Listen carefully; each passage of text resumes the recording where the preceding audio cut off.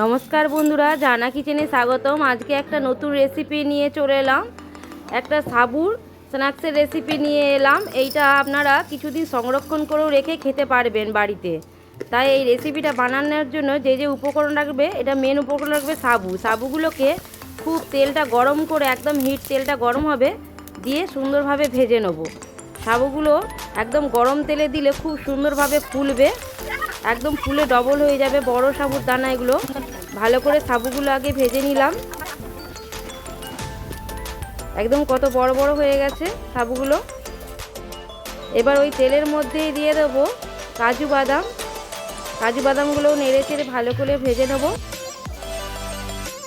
এবার দিয়ে দেবো বাদামগুলোকেও ভালোভাবে সুন্দরভাবে ভেজে নেব। আর দেবো ক্যারি পাতার বেশ ফ্লেভারটা, গন্ধটা খুব সুন্দর। সব ভাজাগুলো হয়ে গেছে, ওইগুলো আমি একটা বোলের মধ্যে নিয়ে গোলমরিচ গুঁড়ো আর কালারের জন্য দিলাম কাশ্মীরি লঙ্কা গুঁড়ো। এখন লবণ দেবো না, লবণ যখন যে খাবে তখন মেখে খাবে। আগে থেকে লবণ দিয়ে রাখলে নরম হয়ে যাবে। খুব সুন্দরভাবে মেখে আমি একটা কন্টেনার জারের মধ্যে রেখে দেবো। যখন আপনারা চা বা টিফিনের সঙ্গে বের করে খেতে পারবেন। বেশ কিছুদিন এটা সংরক্ষণও করে রাখা যাবে।